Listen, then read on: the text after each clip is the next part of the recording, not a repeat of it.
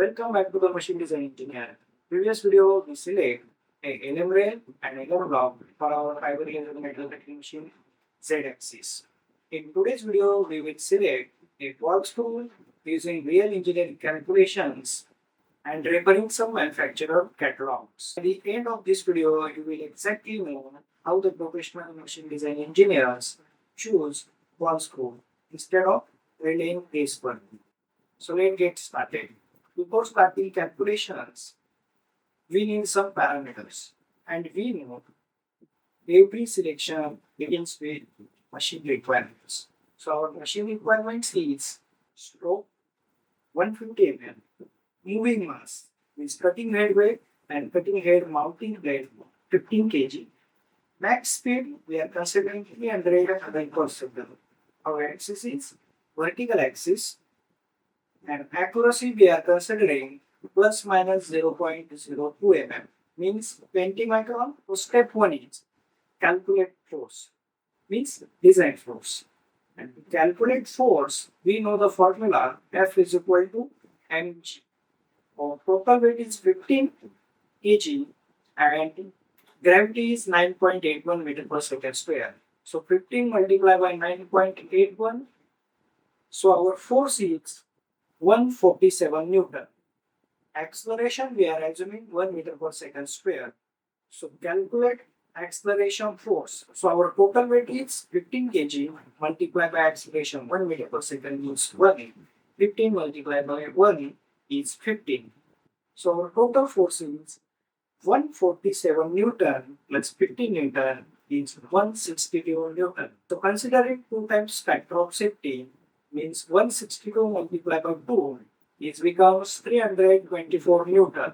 Considering some additional factor of safety and margin, out of this 350 Newton for simplified calculations. Third step is lead selection. First understand what is a lead. Lead is linear distance traveled by the nut means ball nut. When screw rotate its complete one revolution 360 degree. It's called lead. Most tutorial show you a comparison table and select a lead randomly. But professional machine design engineers not choose lead from this table because lead selection must come from machine requirements. Let's do it like actual design calculations. Lead is determined from speed requirements. The basic relationship is linear speed is equal to lead multiplied by RPM divided by 60. Rearranging this equation, lead is equal to linear speed multiplied by 60 divided by RPM. And for our application, considering a servo motor operating near 2000 RPM, means 2000 revolution per minute. So substitute the values in the formula. Lead is equal to 300 multiplied by 60 divided by 2000. So our lead is 9 mm. No standard 9 mm lead exists. Standard nearest values available is 5 mm, 10 mm, and 20 mm. So select 10 mm lead. Not because we guess, because the machine speed requirement generated it. How? Let's understand. If we select a 5 mm lead and if we select a 10 mm lead, there is some advantages with a 10 mm lead and some disadvantages with a 5 mm lead. Let's understand. If we select a 5 mm lead, we get a required RPM 300 multiplied by 60 divided by 5. So we get a required RPM 3600 RPM. And if we select a 10 mm lead, we get required RPM 300 multiplied by 60 divided by 10. So we get 1800 RPM. If we selected 10 mm lead, servo runs in ideal range. If we select a 5 mm lead, we get a 3600 RPM. It means above the rated speed of many servos. There is another problem with a 5 mm lead. Means if we select a 5 mm lead, we get a higher screw speed. And if we select a 10 mm lead, we get a lower screw speed. Not lower screw speed but higher lead. Means if we select a 5 mm lead, If ball screw rotate complete its one turn, ball nut only travel 5 mm. If we selected 5 mm lead. And if we selected 10 mm lead, when ball screw rotates its complete one revolution, the ball nut travels 10 mm. This advantage we have with a 10 mm lead. Third problem with a 5 mm lead is screw rotate at higher speed means there is a noise and vibrations generated. And in case of 10 mm lead, ball screw rotates low speed. So there is less vibrations and less noise is generated. If we select a 5 mm lead, the ball nut travels only 5 mm with respect to ball screw complete one rotation. And if we select a 10 mm lead, so ball nut travels 10 mm with respect to ball screw complete one rotation. So we get a higher machine productivity with a 10 mm lead, and if we select a 5 mm lead, we get a lower machine productivity. So that's why we have selected a 10 mm lead. Now check resolution check. Now we have selected a servo motor for our linear actuator, and servo motor encoder having a 16 bit. It means it counts 1,31,072 counts per revolution. For 1610 ball screw means 16 is a diameter of ball screw and 10 mm is a lead. Now there is another question. How 16 mm diameter comes? I will tell you, but let's complete a resolution check first. So resolution check 10 divided by 1,31,072 counts. So we get 0.000076 m. If we convert this value in micron, so we get 0.076 micron. Now our required accuracy is plus minus 0.02 mm, means 20 micron. And with the 17-bit encoder servo motor, we get a 0.076 micron with 10 mm lead. If we select a 5 mm lead, we get 0.038 micron. Is much better than 10 mm lead. But do we need that much? So answer is no, because extra RPM penalty is not justified. Now next step is how the screw diameter is selected.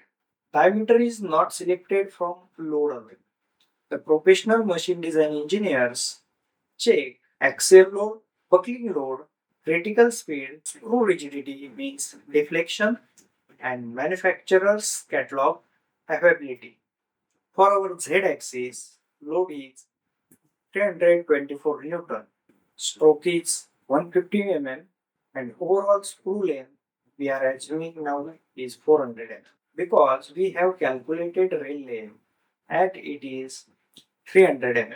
Now for ball screw we are considering some safety margin 50 mm each side, means top side and bottom side 50 mm.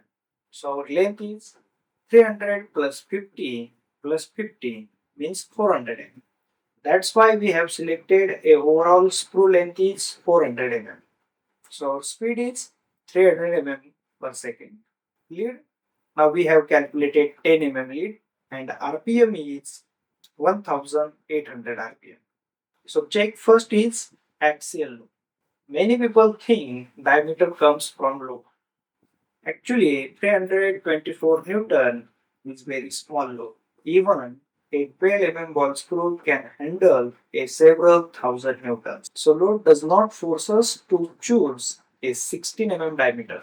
Now check 2 is buckling load. For vertical screw, buckling becomes important. So we have a Euler's crippling load formula. Pi square EI divided by KL bracket square. Now ball screw material is also play a important role in buckling. We are considering our ball screw material is steel, and for steel Young's modulus is 2.1 into 10 raised to 5 Newton per mm square. This is a standard material data.